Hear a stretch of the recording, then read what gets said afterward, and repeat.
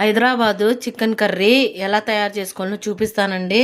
ముందుగా 1/4 KG chicken తీసుకొని నీట్గా కడిగి పెట్టేసుకున్నానండి.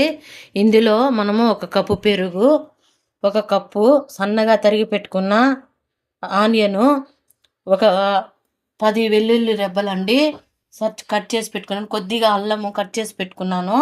4 ఎండుమిర్చి సన్నగా తుంచి పెట్టుకున్నానండి. 1 కప్పు కొత్తిమీర, 1 కప్పు టమాటా అండి కట్ చేసి పెట్టుకున్నాను. తగినంత ఉప్పు, పసుపు వేసి ఇందులో పెట్టుకొని నీట్గా 1/4 కేజీ చికెన్ని కడిగి పెట్టుకున్నానండి. ఇందులో వేసేసుకొని మనము 1 కప్పు పెరుగు అండి, ఇది కూడా వేసుకోవాలి. 1 కప్పు సన్నగా కట్ చేసి పెట్టుకున్న ఆనియను, ఇవి కూడా వేసుకోవాలి. సన్నగా కట్ చేసి పెట్టుకున్న పెద్ద టమాటా అండి, చిన్నవండి వెల్లుల్లి రెబ్బలు 10 వేసాను. పెద్దవి అయితే మీరు 5 వేసుకొని ఈ విధంగా కట్ చేసి వేసుకోండి. కొద్దిగా అల్లం అండి, 4 ఎండుమిర్చి అండి, ఇవి కూడా వేసుకోవాలి. సన్నగా తరిగి పెట్టుకున్న కొత్తిమీర, రుచికి తగినంత పసుపు,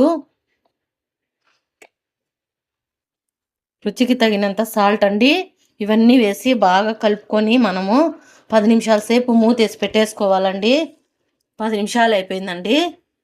ఈ విధంగా నానబెట్టుకున్నాను. ఇప్పుడు దీన్ని పక్కన పెట్టుకొని స్టవ్ వెలిగించుకొని కడాయి పెట్టుకొని 1 టీ స్పూను మనము నెయ్యి వేసుకుందామండి.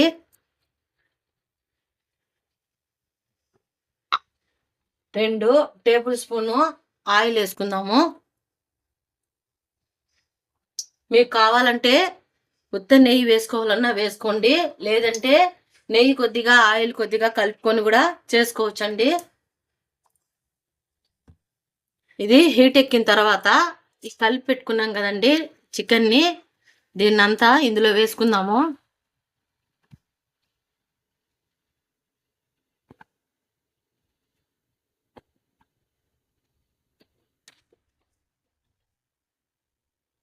హై ఫ్లేమ్లో ఇదంతా మనము గట్టిగా చేసుకోవాలండి. ఎందుకంటే పెరుగులు అన్నీ కలిపి పెట్టాం కదా, బాగా దగ్గర కావాలి.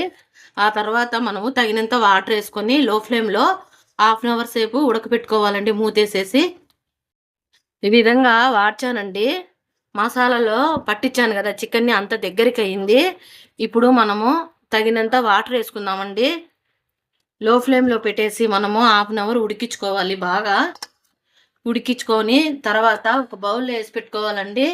కొద్దిగా గరం మసాలా వేసుకుందామండి, లైట్గా, ఎక్కువ వద్దు. అంతే అండి, మూతేసి 1/2 అవర్ ఉడకపెట్టుకుందాము. అయిపోయిందండి. లో ఫ్లేమ్లో బాగా చక్కగా ఉడకపెట్టేసాను. నీళ్ళన్నీ మిరిపోయి ఆయిల్ పైకి తేలిందండి. ఇప్పుడు స్టవ్ ఆఫ్ చేసేసి మనము ఒక బౌల్లో వేసుకుందామండి. అంతే అండి, ఎంతో సింపుల్ అండి. హైదరాబాద్ చికెన్ కర్రీ తయారు చేసుకునే విధానం మీకు చూపించాను కదండి. ఇది కనుక మీకు నచ్చినట్లయితే లైక్ చేయండి, షేర్ చేయండి, సబ్స్క్రైబ్ చేయండి. చాలా వరకు మా ఛానల్ చూస్తున్నారు కానీ సబ్స్క్రైబ్ చేసుకోవడం లేదండి. ప్లీజ్ సబ్స్క్రైబ్ చేసుకోండి. మీ సబ్స్క్రైబ్ వల్ల మాకెంతో ఎనర్జీ అండి. ఒకసారి దయచేసి మీరు ఒకసారి ఇది ట్రై చేయండి. ఇది కనుక మీకు నచ్చినట్లయితే ఒకసారి కామెంట్ పెట్టండి.